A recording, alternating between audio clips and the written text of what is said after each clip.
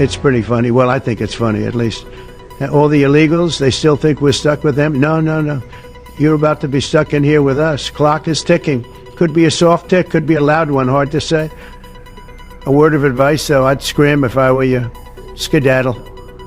Vamoose, leave while you still can. Alligator Alcatraz is just the beginning. See, this is what I've been seeing.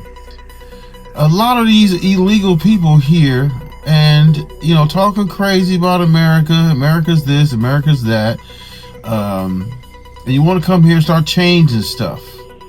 As we're going to see through this video, I'm going to demonstrate what kind of lunatics and what type of ungrateful people a lot of these illegal people are. If you're here illegally, you get no sympathy for me at all. You know why? Because if I do anything illegal, ain't nobody having no sympathy for me. Ain't nobody marching for me. Ain't nobody going to no stores telling people not to buy from me. They gonna look at me like I'm crazy and throw me in jail. Which is exactly what should happen to anybody illegal. Because you're here, guess what? Illegal. Okay, no one is entitled to a student visa to enter the United States. No one. It's not a constitutional right. It's not a law. We every day, consular officers on the ground in face-to-face interviews are denying people visas for all kinds of reasons. Because we think you're going to overstay, because we think your family member is a member of a drug ring, whatever it may be. We deny visas every day all over the world. No one's entitled to a visa. Let's start with that. Because I hear some of this reporting out there, like if somehow you're allowed to have a visa unless we can come up with a reason why you shouldn't have one. That's not true. The burden of proof is the other way. Now, let's say you go to a window somewhere in the world and say, I want to go to the United States to study at a university. And as part of that interview, it comes out, you think Hamas is actually a good group. We probably would not let you in. I would hope we wouldn't let you in. Okay. But let's say we don't ask you that question and you get into the US on a student visa and all of a sudden it becomes obvious you think Hamas is a good group. Well, then we should revoke your visa. In essence, if we would have if we'd learned things about you once you're here that would have caused us to deny you a visa when you were overseas, that's grounds for revocation. It is not in the national interest of the United States. It's not in our foreign policy interest. It's not in our national security interest to invite people onto our university campuses who are not just going to go there to study physics or engineering, but who are also going to go there to foment movements that support and excuse foreign terrorist organizations who are committed to the destruction of the United States and the killing and the raping and the kidnapping of innocent civilians, not just in Israel, but anywhere they can get their hands on them. That's not in our national interest. So we have a right to deny visas before you get here, and we have a right to revoke them if we believe that your presence in our country undermines our national interest, our national security, and our foreign policy. And that's what we intend to do. Now, listen, there are other student visas that are being canceled that have nothing to do with us, by the way. And that has to do with someone, for example, who is here on a student visa and has a DUI. And I don't know, that's not us, that's DHS. But I don't know if people realize if you commit a crime while you're in the US, that's an automatic grounds for revoking your visa. And no one was ever doing it. They weren't cross-referencing the system. Now they're starting to do that. So that's the majority of these. But we have identified, I can't tell you the exact number because it's static and it's constantly moving. But when someone is presented to me and it's clear that this person is a supporter of a foreign terrorist organization, we're going to remove them from the country. You're not going to be here. It's just that simple. What a stupid thing. What a ridiculous thing to invite people in your country so they can be part of these movements that are terrorizing fellow students, tearing up campuses, shutting down campuses. We have campuses in America that couldn't even operate for weeks. People couldn't go to class. Are we crazy? What other country in the world would allow this? We shouldn't allow it. See, and a lot of these people that end up illegal didn't start out illegal. Like you came over here on a visa, student visa, whatever kind of visa you came over here, which expires, which means that you came over here from whatever country you came, got a taste of the United States, love it because, you know, America is the best country in the world, and now you don't want to leave. And now you're doing everything under the sun to stay. And some of you may even be out here protesting, trying to change everything. But guess what?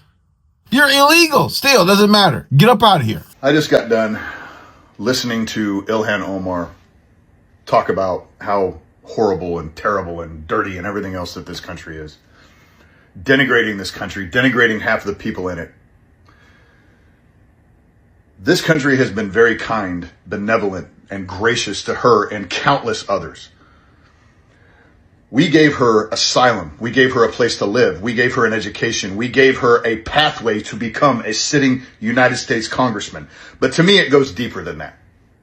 See, I'm an Iraq and Afghanistan veteran. I was 22 years old when those planes flew into those buildings, and me and thousands of other young men across this country answered the call to go over there and combat this evil that was on our shores, that had finally hit us. And what we were told over and over again is that we go over there and we fight them over there, we will not have to fight them here.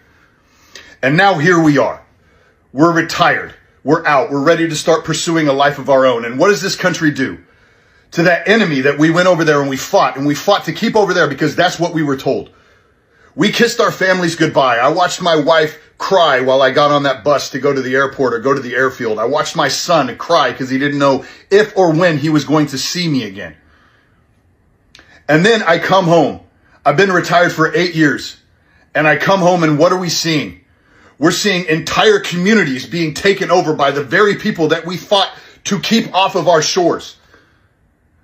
Dearborn Mission is completely freaking taken over. Now we have mosques in Minnesota, Texas, Missouri, all over the country, promoting Sharia law. Do we really have to tell people that Sharia law is incompatible with the United States Constitution? We were told that if we fought them over there, we would not have to fight them here. But what do we have? What did you do? You elected it mayor of New York. You gave it Senate seats in Minnesota. Now I want you to turn around. I want you to find an Iraq and Afghanistan veteran somewhere around you, and I want you to look them in the eye and tell them why they should not feel betrayed. Do it. I dare you. See, and then you got these soldiers who was in Afghanistan fighting these people who also have animosity because, you know, there was death and destruction on both sides. So they, I'm sure, have seen their loved ones, friends, and family probably harmed by Afghanistan people. Okay, so you got that, and then you have an administration that flew thousands and thousands and thousands of Afghanistan people to live in America because, according to Lindsey Graham, it was our moral responsibility.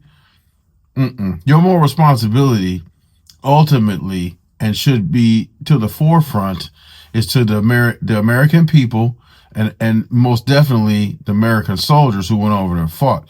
Can you imagine what it's like to go over there and fight Iraqis and Afghanistan people, and to come home like this gentleman retired, and then see these people in your community who's spewing all kinds of derogatory stuff towards America? Can you? I mean, I can only imagine.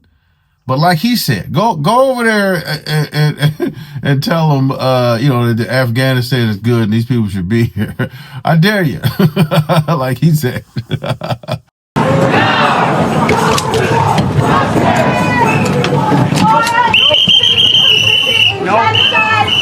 fund the genocide. Hey, out the store. Out the store. Out the store. Come on. Do not trample Zara! Zara is a genocidal company! What makes you think we care about what this company spends their money on? These people ain't even supposed to be here. Say that the suspect worked very closely with the CIA in Afghanistan for years, that he was vetted, and the vetting came up clean. He went cuckoo. I mean, he went nuts. And that happens too. It happens too often with these people. You see them. But look, this is how they come in. This is how they're standing on top of each other. And that's an airplane. There was no vetting or anything. They came in unvetted.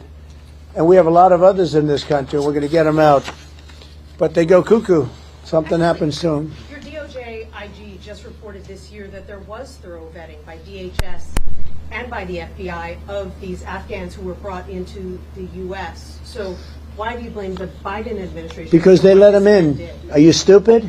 Are you a stupid person? Because they came on a plane along with thousands of other people that shouldn't be here, and you're just asking questions because you're a stupid person.